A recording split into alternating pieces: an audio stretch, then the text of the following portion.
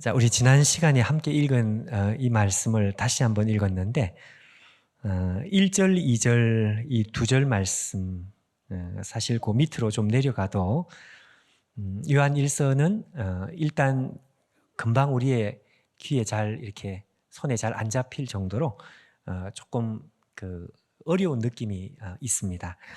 그래서 우리가 한꺼번에 우리가 달려들지 않고 가장 먼저 하시는 말씀들을 하나씩 이렇게 정리를 하는 조금 이렇게 복잡한 느낌이 있는 우리 이 말씀이 말씀하는 것은 이런 말씀이었다 그랬습니다.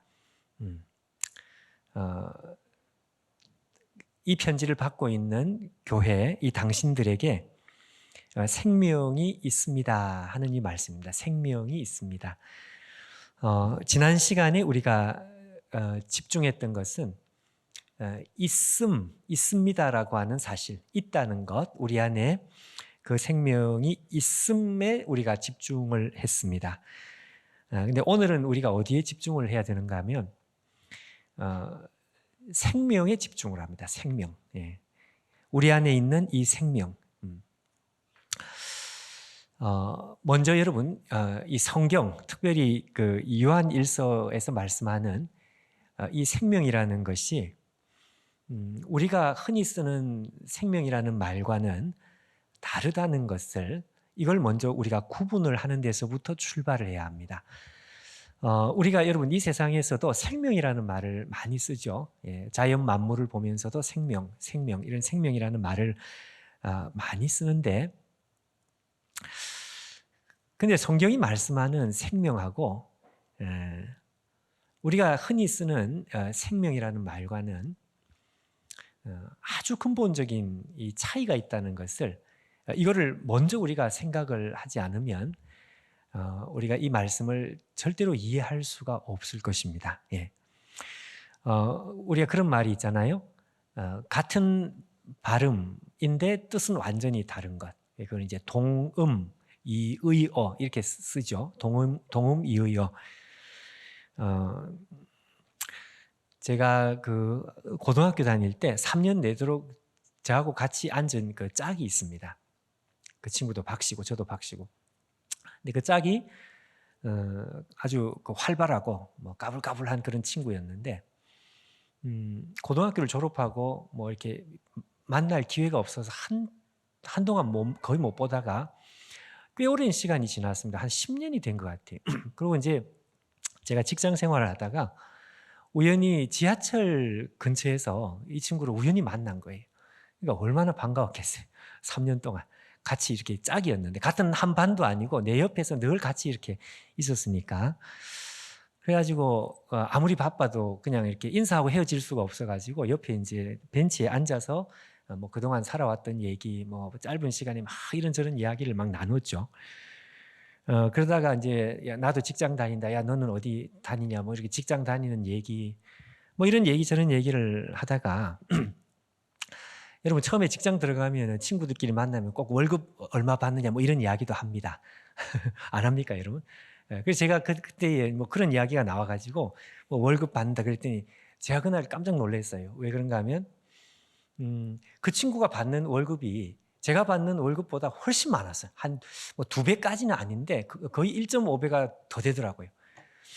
자기는 그 당시에 제가 축협에 다니는데 그 축산업협동조합 있죠. 축협. 그 축협에 다니는데 뭐 이렇게 월급을 받는데 얘기를 들으니까 와, 내가 받는 것보다 직장에서 받는 월급보다 진짜 2배 가까이 되는 거예요. 제가 지금까지 그것도 기억하는 그걸 기억하는 그 이유가 뭔가 하면 그 당시에 듣는 순간 하도 기분이 나빠서 네. 하여튼 놀랐어요. 와, 그 직장 좋은 직장이다 야. 네. 학교 다닐 때 내보다 분명히 공부도 못했는데 근데 야, 월급도 많이 받고 막 그렇게 자랑을 하더라고요. 그래서 내가 야, 너 정말 좋은 직장 다닌다 뭐 이러면서 반갑게 이제 만나서 이제 헤어진 거죠. 예. 그때 이제 저는 이 축협이 머릿속에 완전히 각인이 돼 버렸어요. 예. 기분도 살짝 나쁘면서 그러면서 월급을 많이 줬다 뭐 이런 생각이 들어가지고 그때 이제 친구하고 만나요. 그것 때문에. 근데 제가 얼마 전에 그 뭐 SNS 이런 그 기사를 보고 또 뭐 거기에 댓글을 달고 하는 거 우연히 그걸 보다가요. 무슨 내용을 그 인터넷에서 봤는가 하면 축협이 잘하느냐 못하느냐 뭐 이런 이야기가 한참 많더라고요. 예. 그래서 나는 그거 처음에 보다가 우리나라 무슨 축산업에 또 무슨 문제가 있나? 뭐 이런 생각이 드는 거죠. 근데 가만히 보니까 내용이 좀 이상해요. 축산업 문제는 아닌 것 같아, 이게 뭔지. 그래 한참 보다 보니까 그 축협이 아니고 축구협회에서 축구협회. 예. 그 남자들은 잘 알죠. 예. 그 축구협회 얘기를 하고 있는 건데 축산업협동조합하고는 아무 상관없어요. 그냥 축구협회 하면 될 텐데 이거를 뭘 축협이라 이러니까 이 축협인지 그 축협인지 이게 이제 헷갈리기 시작한 거죠. 그 지금 제가 동음이의어 그 얘기를 하면서 제가 그냥 예를 드는 건데 완전히 다른 거 아닙니까? 축산업협동조합하고 축구협회는 완전히 다른 거죠.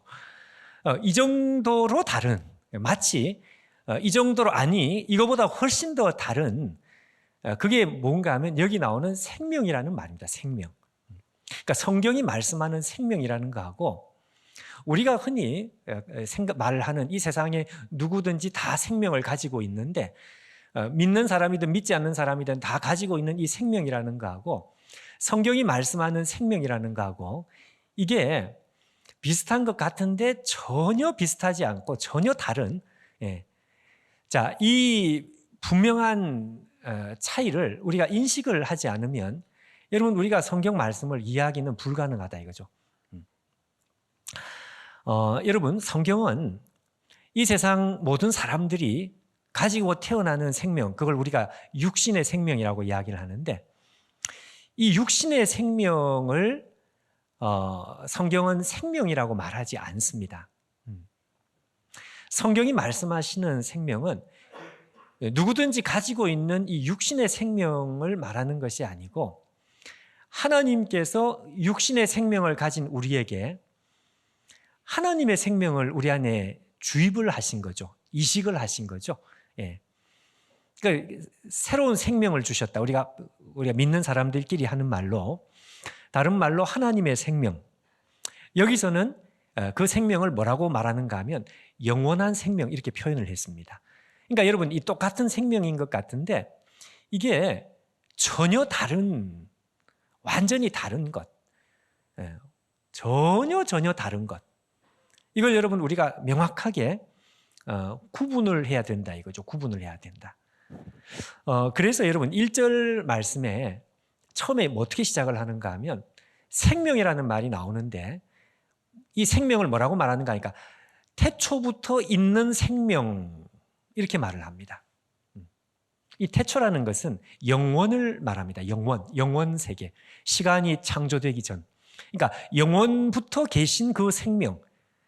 우리가 가진 이 육신의 생명은 영원부터 있는 생명이 아니거든요.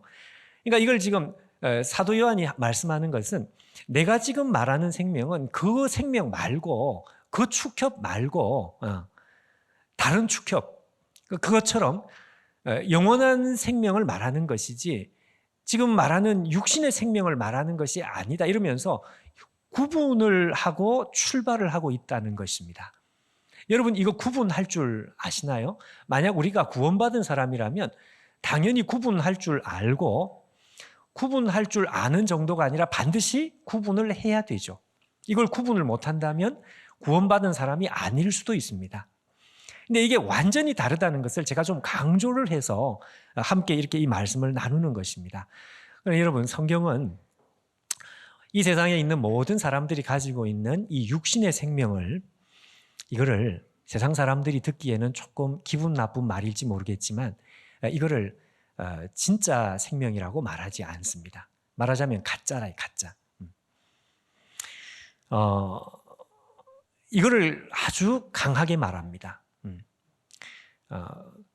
그리고 그 대신에 육신의 생명 위에다가 하나님께서 새롭게 주입하신, 새롭게 우리 안에 집어넣어 놓으신 이 하나님의 생명, 그거를 진짜 생명이라고 말합니다.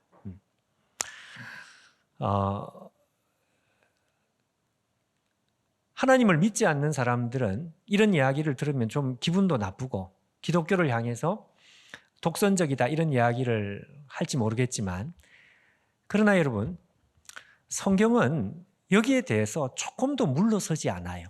그냥 있는 그대로 이야기를 합니다. 이거는 아니다, 이거는 가짜다, 이렇게 말을 합니다.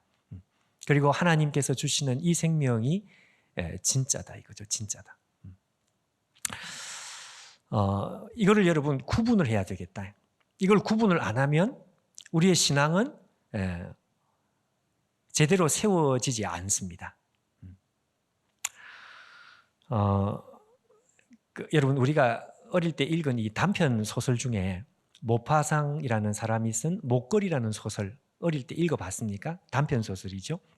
주인공이 나옵니다. 마틸드라는 여자 주인공은 화려한 것 좋아하고 노는 것 좋아하고, 하루는 이 여자가 어떤 파티에 초대를 받았는데 그 파티는 좀 특별한 파티, 좀 이렇게 화려하고 좀 이렇게 이 가진 사람들이 모이는 이런 파티였어요. 그러니까 이 사람이 너무 좋아해가지고 그 파티를 참석하려고 옷을 챙기다 보니까 자기가 마땅히 마음에 드는 옷이 없는 거죠. 그러니까 자기가 가진 돈을 다 털어가지고 옷을 하나 샀습니다. 화려한 옷을 샀어요. 그 옷을 입고 이제 나가려고 보니까 목걸이가 없는 거예요. 마음에 드는 목걸이가 없어요. 이 옷에 어울리는 목걸이가 하나도 없어요. 그래서 자기 친구 중에 부자 친구가 있어서 그 부자 친구한테 이제 목걸이를 빌린 거죠. 그 목걸이를 빌려서 파티에 참석하고 폼 내고 기분 내고 잘 놀다가 집으로 왔는데 목걸이가 없어진 거예요. 잃어버린 거예요. 고민을 하다가 결국 그 빚을 내 가지고 큰 돈을 빚을 내 가지고 똑같은 목걸이를 사서 친구한테는 잃어버렸다는 이야기를 안 하고 비밀로 하고 이 목걸이를 돌려준 거죠. 거금을 빌렸기 때문에 이 마틸드는 무려 10년 동안 생고생을 하면서 이 빚을 갚아 나가기 시작했습니다. 그리고 이 빚을 거의 다 갚을 무렵이 되어서 그 옛날에 자기한테 목걸이를 빌려준 그 친구를 우연히 만나가지고 대화를 하는 중에 하나 알게 된 거예요. 그 10년 전에 자기가 빌려서 잃어버리고 다시 돌려주었다고 생각했던 그 목걸이, 자기가 빌린 그 목걸이가 가짜였던 것입니다. 그거 내가 빌려준 거 가짜야, 이렇게 된 거예요. 자, 여러분, 이 여자 주인공 마틸드는 결국 이 10년 동안 자기가 빌린 빚을 갚느라고 정말 생고생을 다 했습니다. 그럼 이 10년 시간의 의미는 뭐냐? 이 10년 동안의 이 시간은 가짜를 위해서 바친 인생이 됩니다. 이 10년은. 가짜를 위해서 자기 인생 뼈 빠지게 고생을 했기 때문에 가만히 생각해 보니까 이 10년은 가짜 인생이었어요. 왜? 가짜를 위해서 자기의 인생을 다 투자한 것, 그걸 생각하니까 너무 억울하더라고요. 여러분, 아주 간단한 이야기인데도 뼈가 있는 이야기죠. 우리도 마찬가지입니다, 여러분. 우리가 가지고 있는 이 생명이 이게 진짜냐 가짜냐 하는 것이 이렇게 중요합니다. 만약에 이 생명이 진짜라면 우리가 이 생명을 위해서 뼈 빠지게 일을 하는 것은 그것은 의미가 있습니다. 그렇게 해야 합니다. 그러나 반대로 우리가 죽도록 고생을 하는 이 생명이 진짜 생명이 아니고 이게 가짜라면, 가짜 목걸이라면, 가짜를 위해서 내가 한평생 노력을 한 것이라면, 그럼 여러분, 우리가 사는 인생은 한마디로 가짜 인생을 산 것입니다. 본의 아니게. 그래서 진짜냐 가짜냐 하는 것이 이렇게 중요하단 말이에요.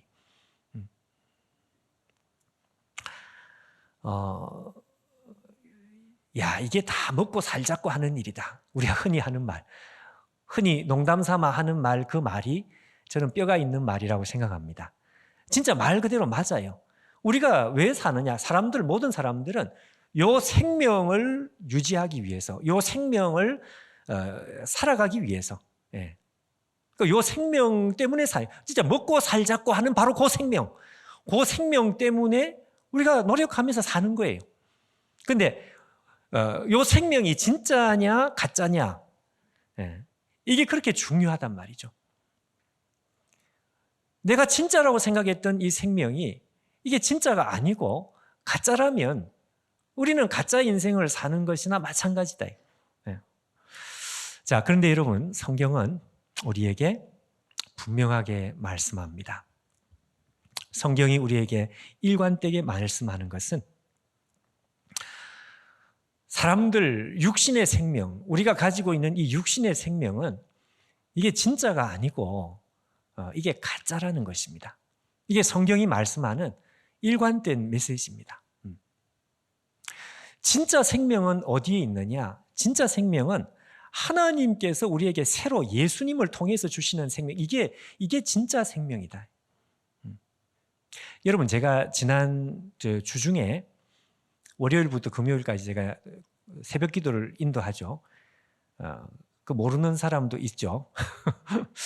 하여튼 새벽 기도 중에 제가 수요일 날 골로새서, 지금 골로새서가 아직 조금 더 남았습니다. 근데 골로새서를 제가 설명을 하다가 수요일 날 제가 무슨 말을 했는가 하면요, 이런 이야기를 제가 새벽 기도 시간에 했습니다.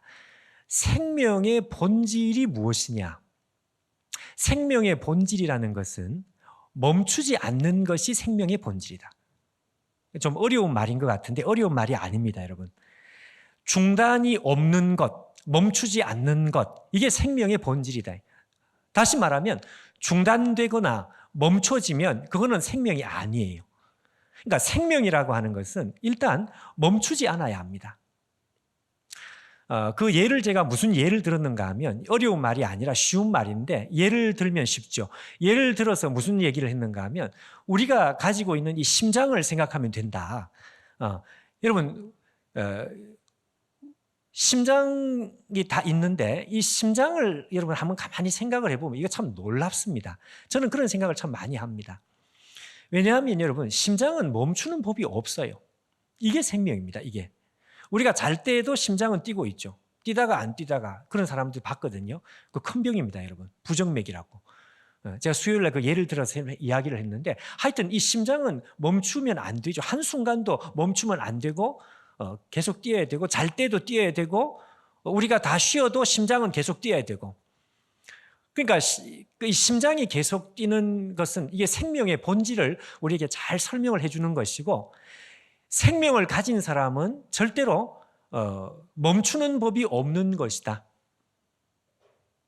그런데 여러분, 이 심장이 잘 때도 멈추지 않고 계속 뛰고 있는 것이 참 신기하지만, 그러나 70년, 80년, 90년, 요즘은 100세 시대라고 해서 100세, 여러분 100년 되면 어떻습니까? 심장은 멈춥니다. 그렇죠? 심장이 멈춘다는 것은 우리에게 뭘 가르쳐 주는가 하면 우리가 가지고 있는 이 생명이 이게 진짜가 아니라는 것을 가르쳐 주는 것입니다.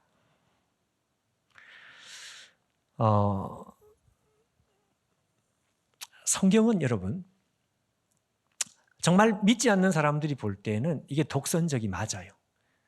가짜라는 것입니다. 그래서 이 세상에서 육신의 생명을 가지고 사는 모든 사람들에게 우리는 마치 마틸드와 같이 가짜 먹거리를 위해서 한평생 뼈 빠지게 노력을 하는 사람들처럼 가짜 생명을 위해서 우리가 에너지와 노력을 다 쏟는 그런 인생을 사는 것이다.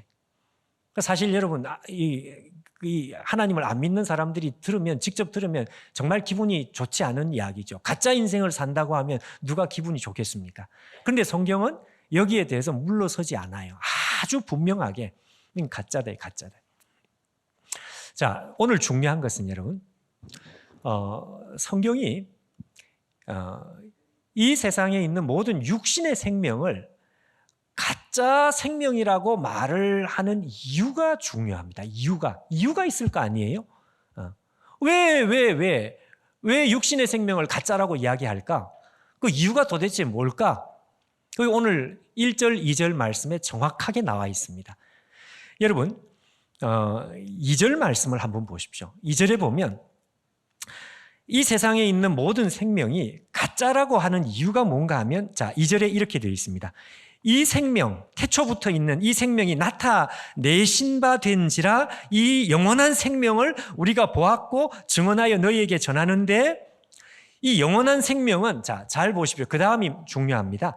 아버지와 함께 계시다가 우리에게 나타내신 바 된 이시니라. 무슨 말인지 아시겠습니까?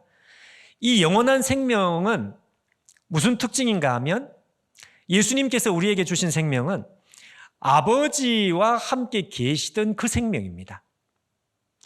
아버지와 함께 계시다가 우리에게 주신 것. 다시 말하면 진짜 생명이라고 하는 것은 하나님 아버지와 연결되어지는 것이어야만 진짜 생명이 되는 것이다. 하나님 아버지와 연결되어진 것이 아니면 그 모든 것은 다 가짜 생명이다. 무슨 말씀인지 아시겠나요? 네. 제가 오늘 아주 중요한 말을 하고 있습니다.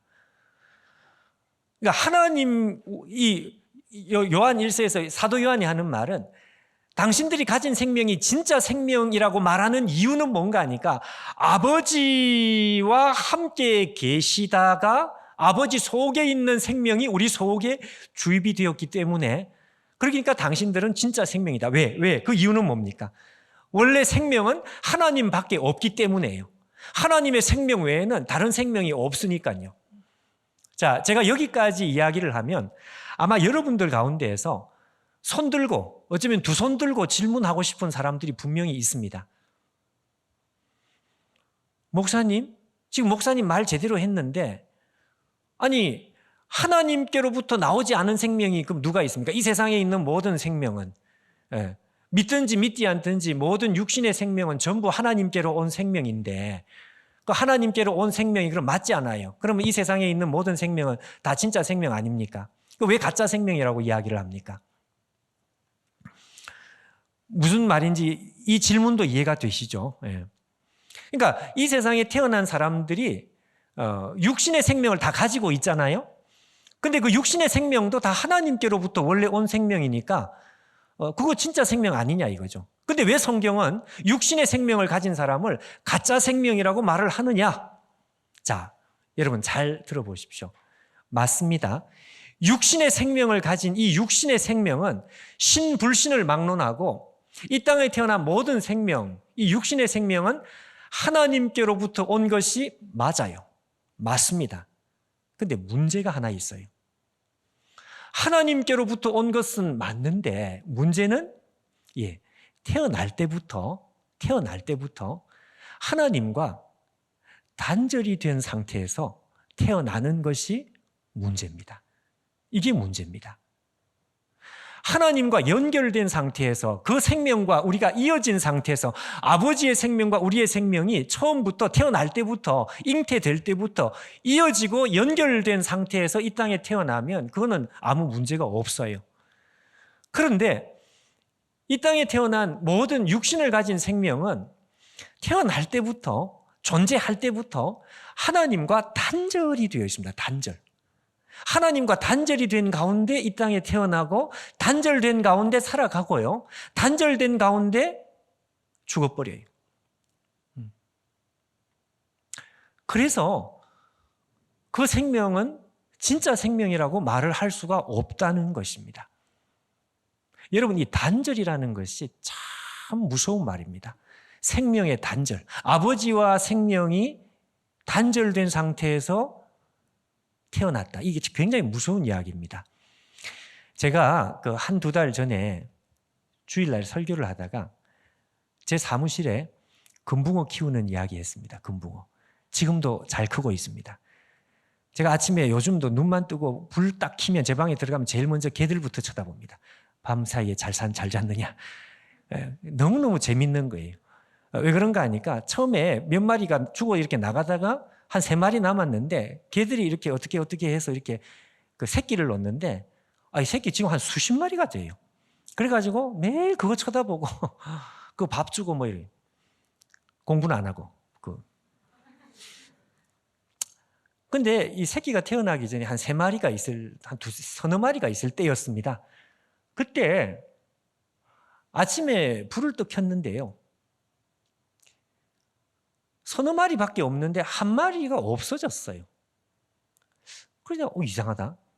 어젯밤에 분명히 그 한 마리는 내가 제일 좋아하는 새파란 색깔을 가지고 힘이 얼마나 좋은지 얘는 아래 위로 그냥 옆으로 그냥 사정없이 그냥 움직이고 그게 없는 거예요. 그래서 내가 어디 숨었나 싶어가지고 이쪽에서 찾고 저쪽에서 찾고 이 어항이 큰 게 아니고 조그만한 어항이니까 한 두 번 이렇게 보면 금방 눈에 보여야 되는데 안 보인다 이거예요.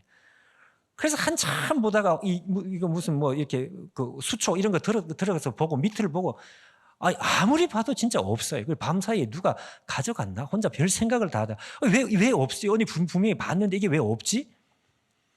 그래서 한참 쳐다보는데 한순간에 계시가 임했습니다. 계시가. 윤찬대 목사님이 저한테 가르쳐준 그 말이 한마디가 땅 하니 이걸 무슨 요새 현타라 그러나요? 하여튼 한마디가 딱 왔어요. 생각이 났어요.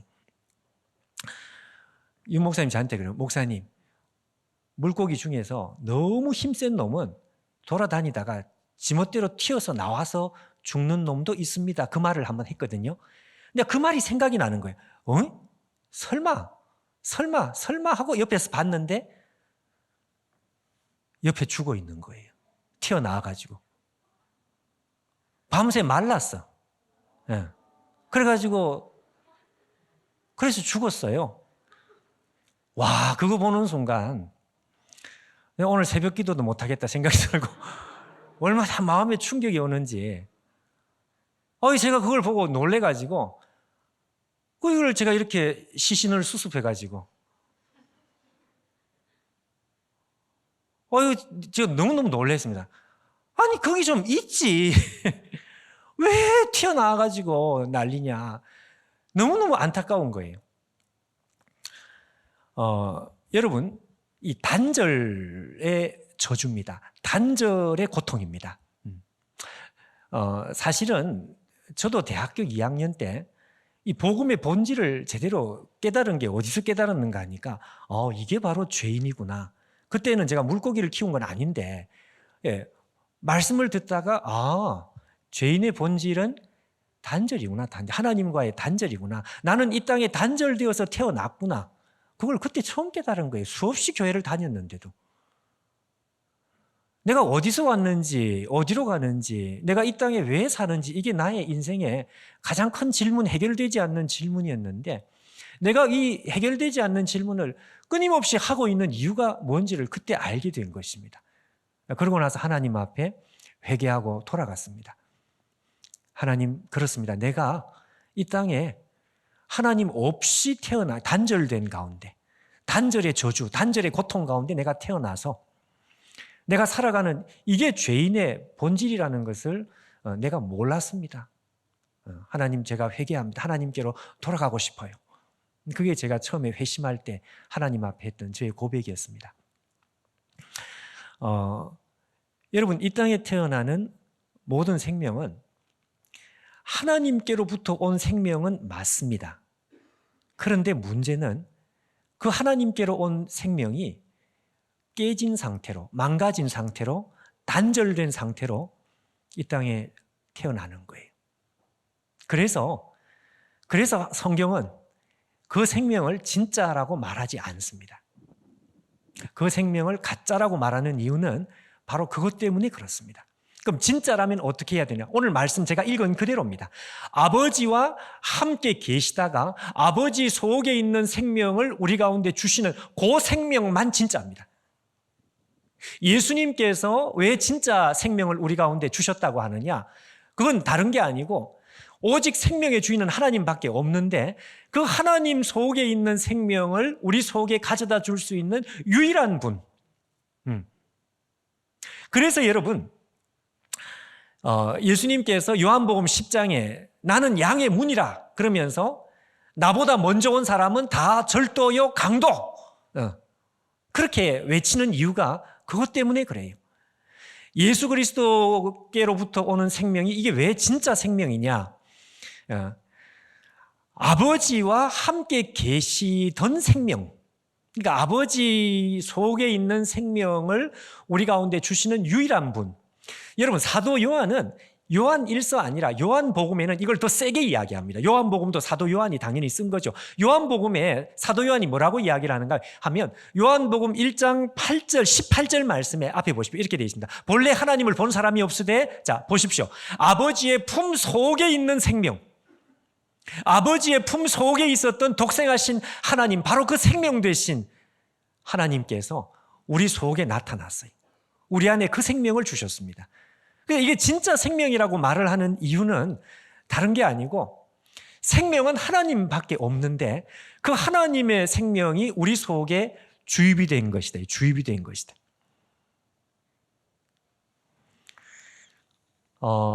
여러분, 사도 요한이 바로 이것 때문에 2절에 말씀한 것처럼 아버지와 함께 계시다가 우리에게 나타내신 분이라는 사실을 이걸 이렇게 강조하고 있습니다. 그래서 예수를 통해서 받는 생명은 이건 진짜다 이거죠.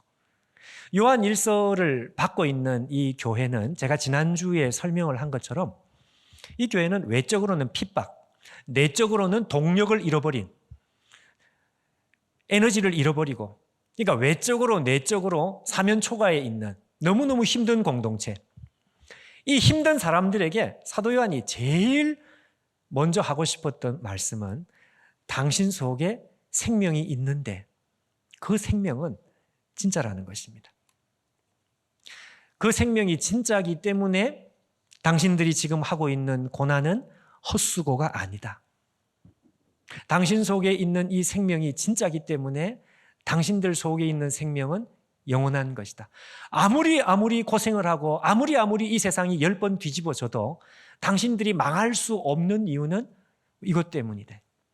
그러니까 사도 요한은 하나님 백성 속에 가짜 생명 아니고요, 진짜 생명이 있다는 사실만 제대로 우리가 기억을 해도 이 세상을 반드시 이기게 된다는 것입니다.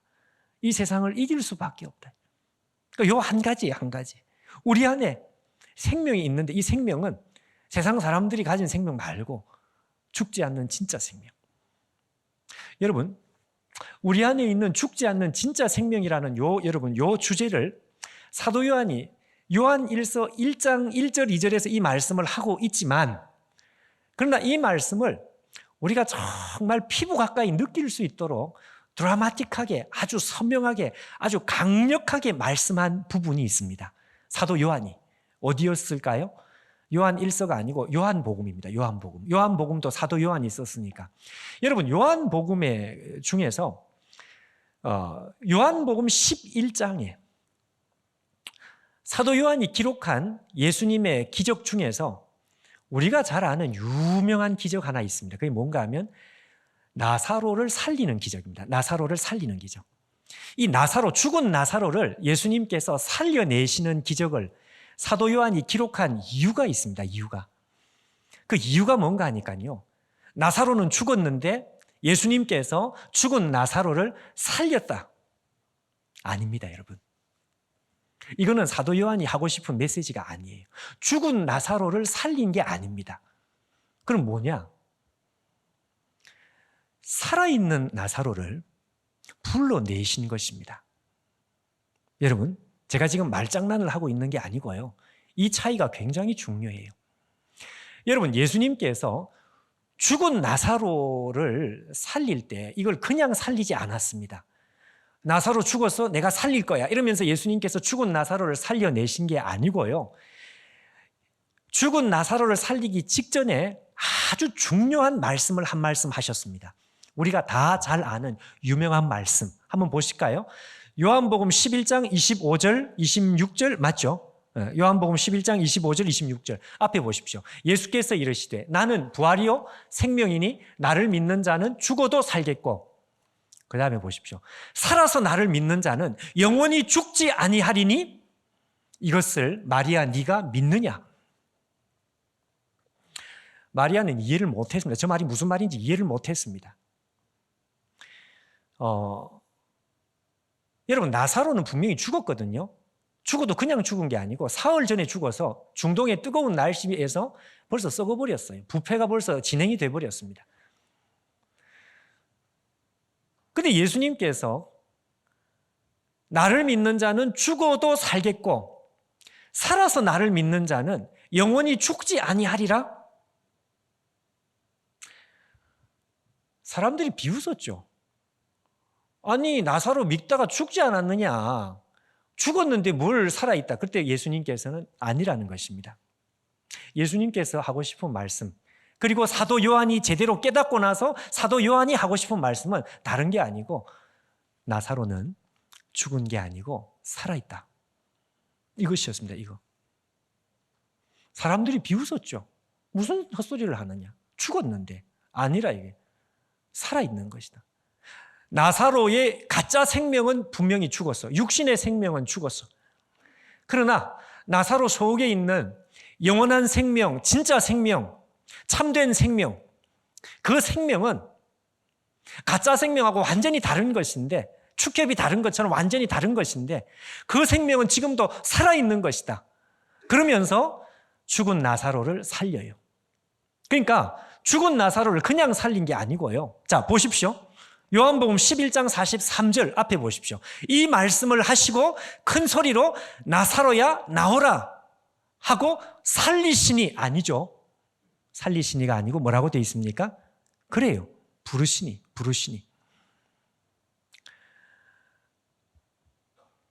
죽어 있는 사람을 살리려고 지금 하시는 말씀이지만 그게 아니고 나사로는 영원한 생명을 가지고 지금도 살아있기 때문에 살아있는 나사로를 불러낸 것입니다. 아브라함과 이삭과 야곱은 지금 이 시간에도 하나님의 존전 앞에서 살아있느니라. 여러분 기억나십니까? 예수님께서 하시는 말씀. 우리 하나님은 죽은 자의 하나님이 아니요 산 자의 하나님이시니라. 아브라함도 살아있고 이삭도 살아있고 야곱도 살아있다. 마찬가지로 나사로도 살아있다. 내가 살아있는 것을 너희들에게 보여줘야 되겠어. 그래서 일부러 이 나사로를 불러내신 거예요. 그러니까 엄밀히 말하면 이게 살린 것이 아니고요. 이미 살아있는 사람을 불러낸 것이다. 이해되시죠? 무슨 말인지. 저걸 여러분 우리가 제대로 믿지 않으면 우리의 신앙은 헛것이다. 여러분, 우리 안에 영원한 생명이 있다는 것을 여러분이 믿습니까? 지난주에 제가 발을 정자를 끄어가면서 내 안에 생명이 있다 이거 100번 하자 그랬는데 오늘은 바꿔가지고 내 안에 있는 생명은 영원한 생명, 진짜 생명. 여러분 이거 100번. 그 100번 하다 보면 아, 그렇구나. 내 안에 있는 것이구나. 여러분, 우리의 신앙이 있는 것 같은데 우리는 신앙이 참 없습니다. 왜 그런가 하니까요. 우리가 가지고 있는 이 육신의 생명, 성경은 우리에게 이거 생명은 가짜 생명이라 그랬는데 이게 진짜 생명이라고 생각하고 이거 혼돈하고 사는 거죠. 그러나 우리 속에 있는 진짜 생명이 있습니다. 우리가 가슴에 손을 얹어서 우리의 심장이 오늘도 뛰고 있다는 걸 느끼는 것하고 똑같이 우리 안에 있는 영원한 생명, 진짜 생명, 그 생명이 내 안에 있고 그 생명을 멈추는 법이 없고 지금도 이 시간부터 영원까지 계속 죽은 나사로가 지금도 살아있다고 하시는 것처럼 계속 그 영적인 심장, 영혼의 심장이 계속 뛰고 있다는 사실을 여러분 우리가 매일매일 생각해야 되고요, 느껴야 되고요, 누려야 되고요, 주장해야 되고요. 그게 돼야 되죠. 이것이 여러분 정답입니다. 이것이 침체되고 정말 죽어야 되나 살아야 되나 하는 사람들에게 이것보다 더 강력한 위로는 없습니다. 제가 말씀을 하나 이 예를 하나 들고 오늘 예배를 설교를 마치려고 하는데, 합정동의 그 양화진 선교사님 그 무덤에 가면 그 비석 중에 내게 1000개의 목숨이 있어도 내가 조선 땅에 이 1000개의 목숨을 바칠 것입니다. 그 말 한번 들어보셨죠? 그 유명한 루비 캔드릭이라고 하는 미국 선교사님. 그 선교사님이 100년 전에 이 땅에 오셔서 일찍 세상을 떠나고, 그리고 그 비석이 그렇게 세워져 있어요. 저는 그 이야기는 참 많이 들었기 때문에 이 비석에 나와 있는 내용도 익히 알고 있고, 루비 캔드릭이라는 말도 들어본 적이 있습니다. 근데 며칠 전에 이 루비 캔드릭이라는 이 선교사님이 죽기 전에 남겨놓은 편지가 있다는 것을 제가 처음 들었습니다. 그 내용도 처음 들었습니다. 아마 이미 들어보신 분들은 들어보셨겠는데, 저는 처음 근데 그 편지를 듣다가 제 마음에 정말 짠하고 울리는 감동이 있었습니다. 그래서 제가 그 편지를 잠깐 전체를 제가 다 읽지 않고 몇 구절을 좀 이렇게 뽑아서 한번 읽어볼 테니까 한번 여러분 들어보십시오. 지금부터 100년 전이죠. 사랑하는 아버지 어머니, 이 선교사님이 부모님에게 쓴 마지막 편지입니다. 사랑하는 아버지 어머니, 이곳 조선 땅에 오기 전 우리 집 뜰에 내가 심었던 꽃들이 활짝 피어났다는 소식을 들었을 때에 하루 종일 집 생각만 했습니다. 아버지 어머니, 이곳 조선 땅은 참으로 아름다운 곳입니다. 이 사람들의 선한 마음과 복음에 대한 열정으로 보아서 아마 몇십 년이 지나면 이곳에 예수님의 사랑이 넘치는 곳이 될 것 같습니다. 그러나 한편에서는 박해가 점점 심해지고 있습니다. 이틀 전에는 예수님을 영접한 지 일주일도 안 되는 서너 명의 사람이 끌려가서 순교했고, 토마스 선교사와 제임스 선교사도 순교했습니다. 선교본부에서도 철수하라는 지시가 있었지만 대부분의 선교사님들은 그들이 전도한 조선인들과 아직도 숨어서 예배를 드리고 있습니다. 아마도 그들은 모두 다 순교를 할 작정인가 봅니다. 오늘 밤은 유난히도 고향에 돌아가고 싶습니다. 조선에서는 외국인을 모두 죽이고 기독교를 증오한다는 소문 때문에 부두에서 끝까지 저를 말리셨던 어머니의 얼굴이 오늘따라 자꾸 제 눈앞에 아른거립니다. 아버지, 어머니, 어쩌면 이 편지가 마지막일 수도 있습니다. 제가 이곳에 오기 전에 뒤뜰에 심었던 한 알의 씨앗으로 이제 내년이면 온 동네가 꽃으로 가득하겠지요. 그리고 또 다른 씨앗을 만들어내겠지요. 저는 이곳에서 작은 씨앗이 되기로 결심했습니다. 제가 씨앗이 되어서 이 땅에 묻히게 되면 아마 하나님의 시간이 되었을 때 조선 땅에는 많은 꽃들이 피고 그들도 다른 여러 나라에서 씨앗이 될 것입니다. 저는 이 땅에 저의 심장을 묻겠습니다. 바로 이것은 조선을 향한 저의 열정이 아니라 조선을 향한 하나님의 사랑이라는 것을 알게 되었습니다. 아버지, 어머니 사랑합니다. 마지막에 성경 한 구절, 내가 진실로 너희에게 이르노니 한 알의 밀이 땅에 떨어져 죽지 아니하면 한 알 그대로 있거니와 죽으면 많은 열매를 맺느니라. 루비 캔드릭은 25살, 여러분 대학부 나이, 청년부 나이, 25살, 정말 젊은 24살, 25살 그 나이였습니다. 급성 맹장염으로 소천을 했고, 루비 캔드릭이 소천에서 조선 땅에 묻혔다는 소식이 미국에 있는 부모님 교회 그 소식이 알려졌을 때 그 교회는 눈물바다가 되었다 그래요. 루비 캔드릭이 죽기 전에 마지막 남긴 유언이 한마디 있었습니다. 내가 죽고 나면 텍사스에 있는 내 친구들, 청년들에게 10명씩, 20명씩, 50명씩 한국에 나와달라고 말해주세요. 자, 여러분, 선교 작정, 헌금 작정 안 하는 분들은 작정하면 좋겠는데 그 말을 하려고 이 말을 하는 거 아니고 그게 아니고 여러분 이 루비 캔드릭의 마지막 편지를 들으면서 여러분은 어떤 생각이 드시나요? 저는 마음에 아주 깊은 감동이 오는데 제일 먼저 떠오르는 그 얼굴은 예수님이었습니다. 예수님. 아, 그렇구나. 며칠이 지나면 성탄절이 돌아오겠는데 예수님께서 이 땅에 오신 이유는 이것 때문이었구나. 그거 제가 이번 주 중에 그 생각을 했습니다. 그걸 깨달았어요.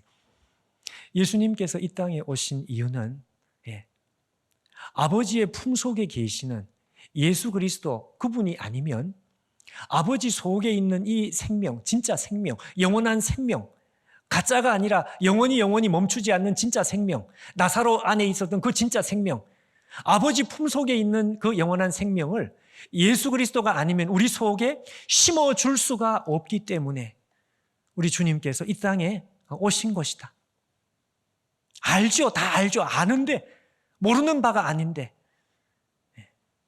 그게 마음속 깊이 다시 생각이 나는 거예요.